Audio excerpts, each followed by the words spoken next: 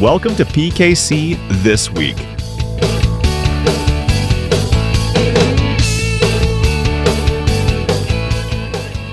Where we talk all things professional kennel club.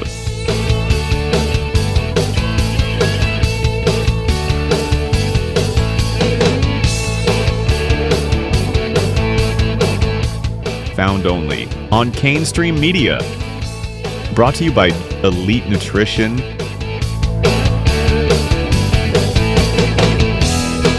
Joy Dog Food,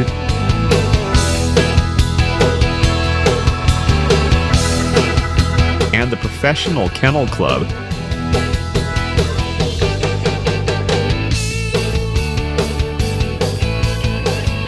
Now, let's start the show.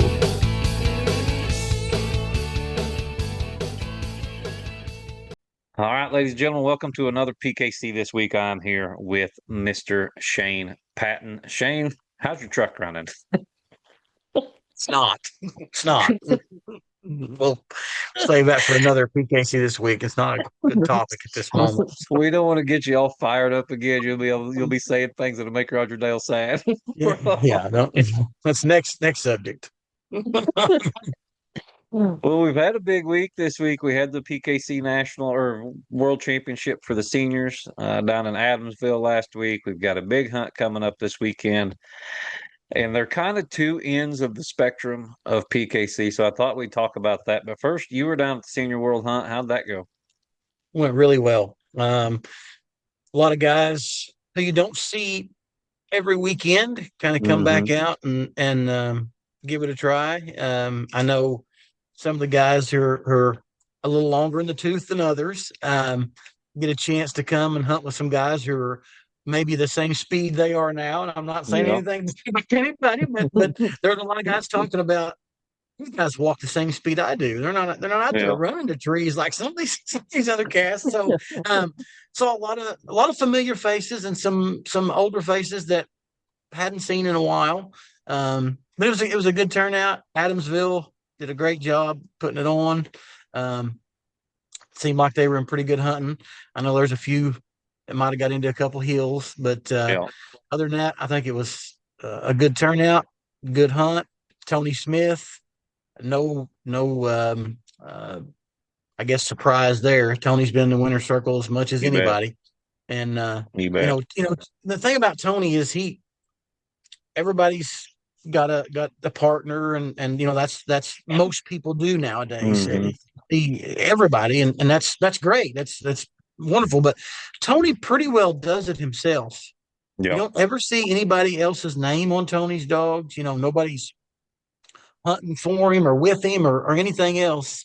Tony does it himself. He's got his own little line of dogs. Vapor, I guess Vapor probably being the first. Maybe it goes back further than that. I don't know. But he's always hunting a pretty good dog. It's out of his own stuff. And he's just in the winner's circle quite a bit. And this weekend was no different.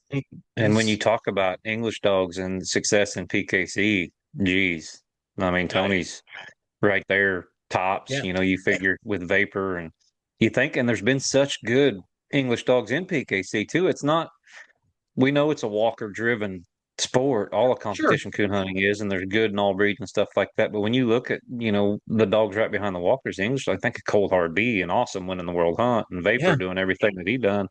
And Tony's been a big part of that. Absolutely. I mean, every weekend Tony shows up, he's going to get a little piece most of the time. Yeah. And when Tony will tell you, it's not my handling skills. It's not my great handling skills. Yeah. He's just bringing a pretty good dog. Tony, he's always been kind of an unassuming guy. He's never tooted his own horn. He's never done anything like that. But man, just a consummate professional and a big time winner. Yeah, and big congratulations to him. I know it was a big accomplishment for him, and he earned it. He's and like I said, his own dog, his own line, his own dollar. He pretty well does it all himself, and that's quite an accomplishment to do it by yourself. Yeah. The turnout seemed to be pretty good down there too. Had quite a few casts every night. Yep. Had a good turnout. There was some locals. Dwayne Matlock right there in his back door. he made it to the finals, and then Dwayne Carter from Oklahoma. So we had them scattered out: Georgia, Oklahoma, Tennessee. That was the final cast. Yeah. And I don't think don't quote me on it, but I think Dwayne just came on Friday, if I remember right. I might be wrong about that, but just came on Friday, uh, doubled up and made it to the finals. So Off he went. yeah, that's right. That's exactly right. So it's a good week. Got to see some old faces, some familiar faces, and it gives some of those guys who, you know, Father Time is undefeated. We're all going Oh to yeah. get older, and we're all going to get a little slower than we were when we were 35 and 40-year-old. And it gives them a chance to hunt against guys who are a little more their age and a little more their speed, and they don't have to worry about, am I keeping up? Am I doing okay? Yeah.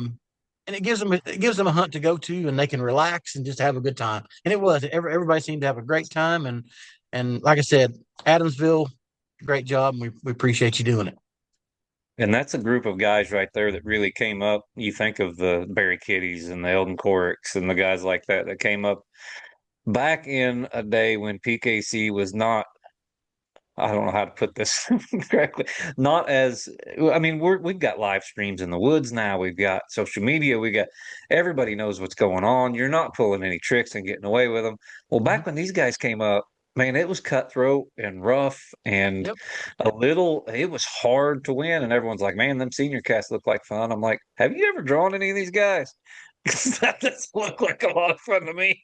They know stuff about you and your dog that you could never gather just for the simple fact that you don't have the experience. And it wasn't that hard for us coming up as it was those guys.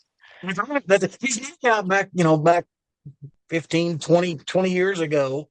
There was, well, I mean, there was no Garmin's, Yeah. there was no, I still had the little roto dial phones back then. Yeah, Things exactly. were different. Things were different back then. And with the no Garmin's and no cell phones and no, it was a different sport. There's no Yep. doubt that technology has changed our sport. I'm not saying it's been for the worse. I mean, it's Right. definitely made our dogs safer and Yep. things easier to do. But back then it was you and your dog, and you cut it loose, and when 2 hours was up, whatever you and your dog did was what happened. It was No, a lot without garments and stuff. It was a lot more of a handler game, and them guys take that experience that they gained through all those years without a garment, and they'll use it against you even with you when you got a garment because they're sharp. I mean, these guys came up with the Jubers and the Jacksons and the Bones and stuff like that, mm-hmm. and we're still successful. Where if we would have been put back in that era from today, we would have got our brains beat in. Exactly. One thing I will say, and I agree, they'd have pricked our brains in, but Mm-hmm. people adapt as well. So Mm-hmm. I think while we would have got our brains beat in probably regularly, we would also adapt it a little bit Oh yeah, yeah. when we didn't have this, and we didn't have Just like this. these guys have adapted to the Garmins and the live streams Exactly. and all that stuff because they ain't no dummies. Yep. Exactly right. It time advances, and a lot of these guys have advanced with time. I mean, Mm-hmm. You said Eldon and Kitty; those were two guys who were down there Yep. this weekend. They fit in just fine. They didn't have any Oh yeah. trouble figuring out what was going on Yeah. and how things were going. Eldon And still take Bonnie and beat my brakes off over here at a $35 absolutely, hunt. absolutely, 100%, 100%. I'm with you. I'm with you. But you talk about Tony doing it on his own, and he's never really had a big backer or partner or anything like that. And then you look at the event coming this weekend with the $10,000 entry Pro Classic down at Quapaw, completely different side of the spectrum. Yeah. And Yep. for the no worse, no better, no nothing, just different. No. But these are the Burdens and the Crousens and the Murphys and the Wards and the Weeds and the Stricklands and stuff that go down there and they pay big money to play for big money. And it's Absolutely. really, really, who would have thought 20 years ago that we would have a $10,000 entry fee? Yeah. It's pretty mind blowing. I mean, 10 years ago, like you just said, the $10,000 entry fee, people would have laughed you off the planet. Yeah. I mean, they'd been like, what are you talking about? $10,000 entry. I mean, it was that way when we gave away 100,000, the Yep. $100,000 hunt. People were like, 100,000, and Now we've got 24 people paying $10,000 to enter a coon hunt. And it shows I guess diversity would be the right word. You know, you've got this weekend, there is $200 Pro Classic and a $10,000 Pro Classic. So I'm going to the 200. If you're going to a 10,000, that's great. More, and more, there's a $55 doubleheader right up here by the house too. Exactly, exactly. Yeah. So literally there is a little bit of something for everybody. Whether it's, and there's probably a $35 doubleheader somewhere close to me this weekend. I don't know. I haven't looked, but you got anywhere from 35 to 55 to 200 to 10,000. So there is something that will fit your budget just about every weekend. And I know the $10,000 entry fee, everybody, focuses on that and looks at that and wants to know who won. And I understand that. I get it. It's they want to know who won the big money. In the end, if you win, you go enjoy yourself. And that's what we're here to do. That's why we're in the sport. Sure, you want to win, but whatever fits your budget, go do it. If you win, great. If you lose, try again next weekend. And we can't express how important those 35, 55s, 100s are for guys like me that's got, like say, I've got a $1,200 entry fee down at the truck hunt in Crowville. I got a $2,500 entry fee coming up the first week of December in La Plata for that hunt right there. And so there's, $4,000 in entry fees coming up. How do I know if a dog's ready to be in a crowd if I'm hunting a young dog like Little Ralph is? So I drive a couple hours, go to a $100 hunt the other night. I'm going over to a $55 hunt at Bloomfield before and all that stuff. These guys, just like Krausen and Weed and Duel and all them guys that are winning these big pro classics every weekend, that's great. But there's also, especially for the truck hunt or this one over here that's 64 entries or something like that, there's a lot of guys that aren't got their dogs in a cast every weekend at a big entry pro classic that use those hunts, those little hunts to prepare a dog to do that. And man, them locals will beat your brakes off at those hunts like that too, preparing at them $55 hunts. Absolutely. And that's, it's for some of those guys, they go to a $55 hunt to see what their dog's going to do. Like you said, with other dogs, maybe they're having trouble with them going back to a tree, whatever it may be, whatever little nitpick they're wanting to do. But they spend $35 instead of $500. Exactly. They get to be in a cast with 3 other strange dogs, compete, and they don't always they win every weekend. Some of those guys are very successful, as we well know. And they go to a $55 hunt down the road and they get their brakes beat off. You betcha. You betcha. What happens? That's one thing about the sport. There are guys who are very successful. Many guys who are very successful, but it's no different than basketball or baseball. Any night, any dog, they get hot, they can beat any dog in the country, and that's what makes it entertaining, fun to watch. You see all these, and you've seen it as many times as I have. I'm just going to name 3 guys. You got Weed and Ward and Croson in a cast, and then you got Johnny Joe from local. And boy, everybody's just, man, this is going to be a great cast. And Johnny Joe's got 500 and the rest of them got 250. And they're like, we were talking about that in regards to the Super Hunt this year, which is Strickland and Dual Murphy and Scott Engel and Andrew Goss. And don't get me wrong, Andrew's a world champion too. Absolutely. This guy knows what he's doing. But everyone's like, oh, we got this. And I don't think anybody's picked him. But I thought, it wouldn't surprise me if he goes out there and just beats the brakes off all 3 of them. And that's what keeps it entertaining and what keeps it going. The underdogs per se. And when they turn them loose, they've got just as good a chance as that one, and that one to win it. And it's no different in the $10,000 entry fee.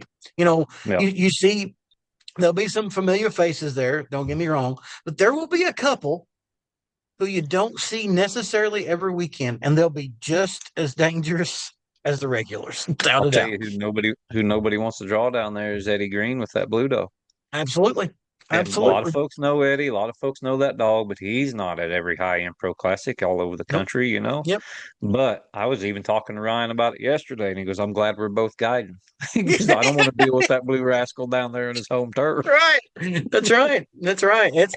It'll be an interesting weekend. I'm sure you'll see some familiar faces, but don't be surprised if you don't see a name that you don't see every weekend crop up and say, "Oh, what's that one there? That's a little different name." And I do believe, and Ryan told me this the other day, that Eddie Green and Lonesome Zeke have a chance to become the all-time Yep. winning blue tick this weekend and pass Big Country. Yep. With a good weekend, I think they can. I actually Yes. looked the other day. I don't remember the exact number, but if they had a productive weekend, they could be number I one. think he needs a third or better, or maybe even just one split. Yeah, I think a split will do it, Yeah. and maybe it is. Yeah.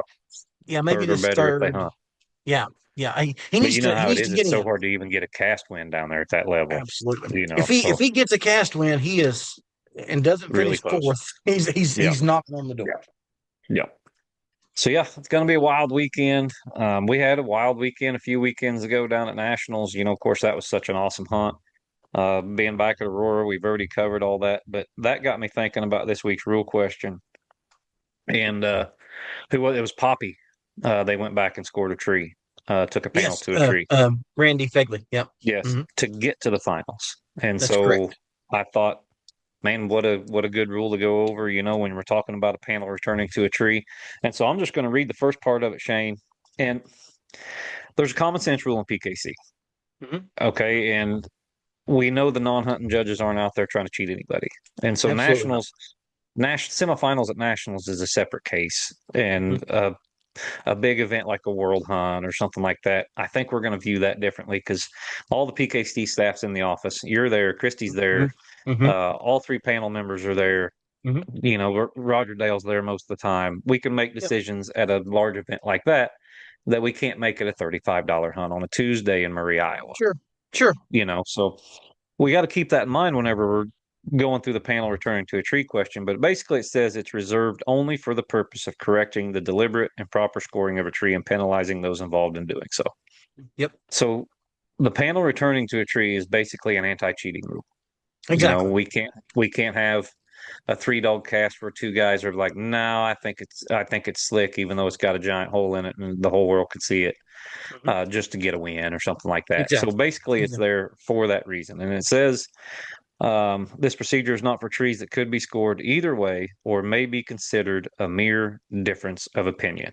In Hmm. order for the option to be exercised, the tree must be questioned at the time of scoring to be brought before a question panel. If the questioning cast member loses their initial question with the panel at the club, he or she may request the panel return to the woods to view the tree with a $100 deposit paid to the channel chairman. Hmm. But on that panel, we'll talk about the initial panel first, Shane. The odds of you winning that initial question with a non-hunting judge are pretty slim. Very low. Very low. I Yeah. mean, we've selected non-hunting judges to go Mm-hmm. out there.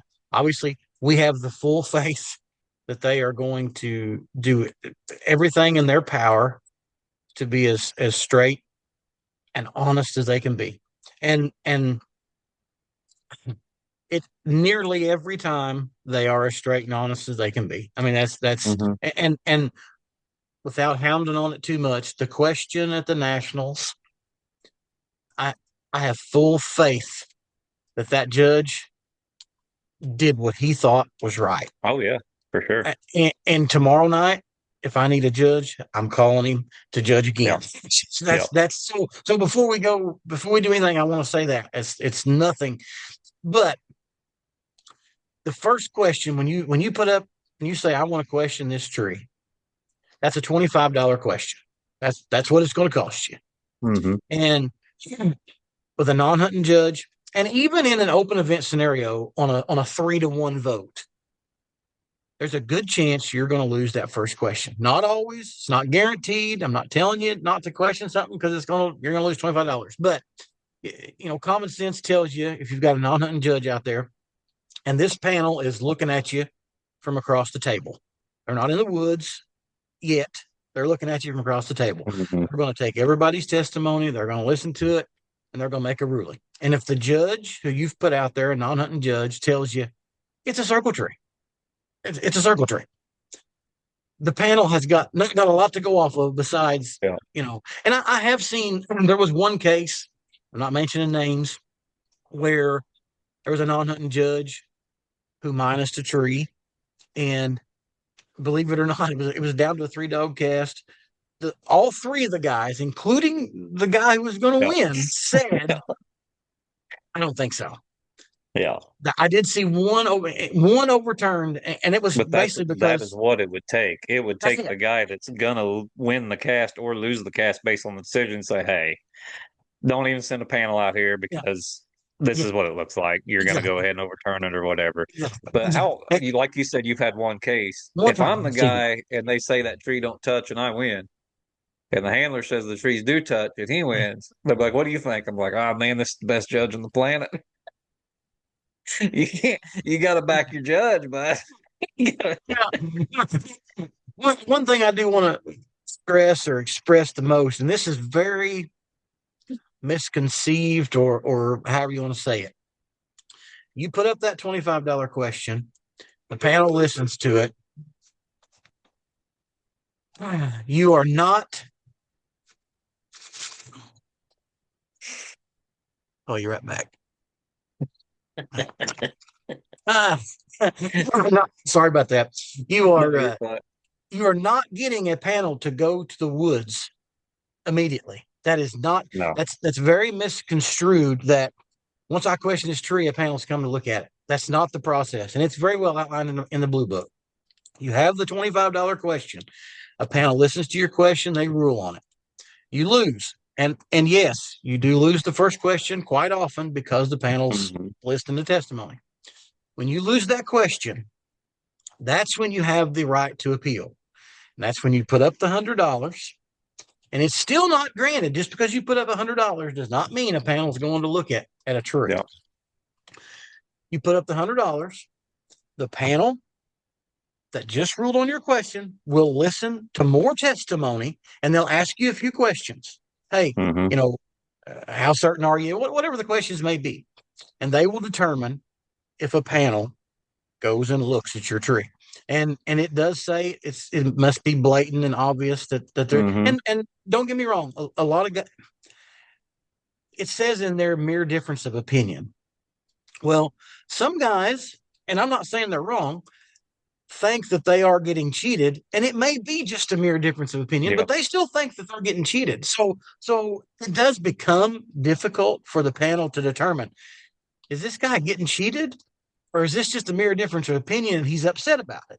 And it's the panel's decision to try to figure out, okay, this guy really thinks he's getting the shaft here. We need to go look at it. Yeah. But I want to get that straight. $25 question, you're not getting a panel to the woods. You must appeal. If you lose, you must appeal that decision to get the process started to get a panel to the woods. Because at least once every other week, I get a phone call. I need a panel to the woods. Break it just a minute. Pump the brakes. We got a long process before we get there. But now, does it work? Yes. Is there flaws? There's flaws in everything. Yeah.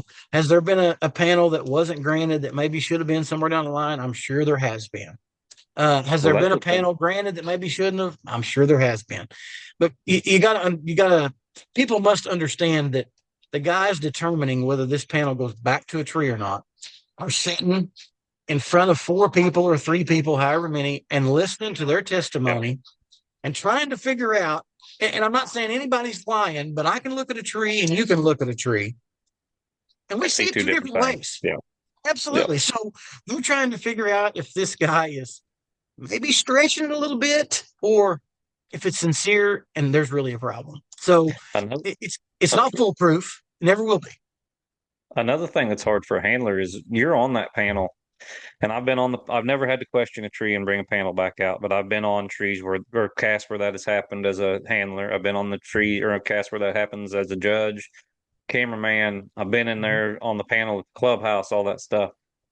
And you literally have to tell, even if you think you're getting cheated, even if you think these guys did it so blatant and obvious, a lot of these guys and you've drawn before and you're going to hunt against again. Mhm. And it's hard for these guys to sit in front of a panel on the phone and say, yes, this guy is literally cheating my eyeballs Mhm. out. Yep. Because Yep. That's right. don't get me wrong, most times they're not. Most times it Yep. is just a mere different opinion, Sure. 999 out of 1,000. But Mhm. even that one time where a guy's been in the rules a little bit, you can't get that guy to say, well, I'm being cheated. Yep. That's right. These guys are really putting the screws to me, That's because right. that's hard to do when a man's standing right in front of you staring at you. Yep. Yep. So Yep. that's something you need to keep in mind before you make that phone call and you do that appeal process is you're going to have to call that judge or two other handlers or three other handlers or Mhm. whatever that is, blatant cheaters, to get them out there. And a lot of times when it comes to the point where those questions are asked, things kind of calm down. Yes. Because, I think a handler gets to thinking about it and says, I don't know if they're really cheating me or not. They just got a different opinion than I got. Yeah. And that right there, it specifically says a difference of opinion. Now, don't get me Yeah. wrong. There's been times where absolutely, yeah, they're cheating me. Hey, no problem. We'll send the panel out Yeah. and look at it and see what we got. But But it, I it can is think of, difficult for some of them to do that for sure. yeah, I can think of three instances where I've been, yeah, it's been in major events, world hunts, nationals.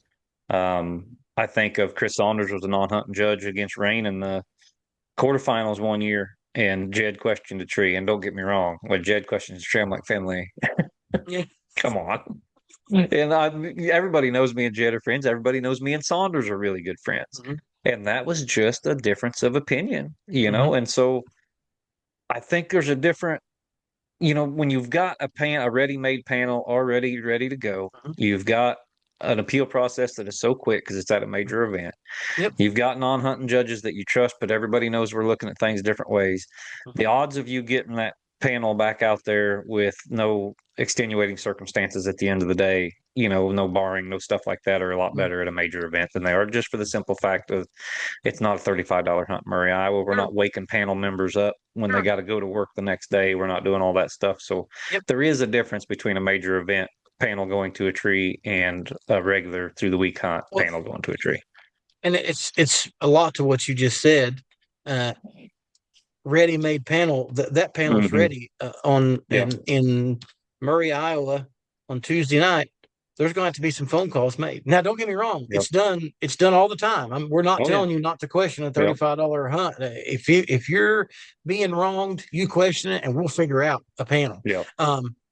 But yeah, you're right. It's different. It's more difficult for sure to get three Mm-hmm. guys to go look at it. But in the end, if you're getting cheated and you question a tree, we will get somebody there one way or another. We Yep. will. We will get her done one way or another. Well, all right, Shane. I know you're busy. You got to get a truck fixed. You got all kinds of work you got to get done. I got to get ready to head down to Oklahoma. But yeah, that's how we go through the question appeal panel or appeal process on a tree to be scored. We've got a lot of great things coming up for PKC. We've got Big Pro Classics, truck hunt down in Crowville that we talked Yep. about. We got the Big Pro Classic over here in La Plata. Yep. And then, it's deer season. Everybody be careful. Stay out of the deer woods and get away from them guys. Stay, We get it stay off the 11 months out of cameras. the year. Stay, Yes, stay off the that's right. cameras. Watch out for cameras. We get it plenty. Yeah, it's Yeah, okay to get out of the deer woods for a couple of weeks every now and then and hunt some public ground. So yeah, that's right. that's good to see you, Shane. Hey, Have fun, good luck, all that good stuff, and we'll do this again here in a couple of weeks. appreciate you, bud. Have a good one, guys.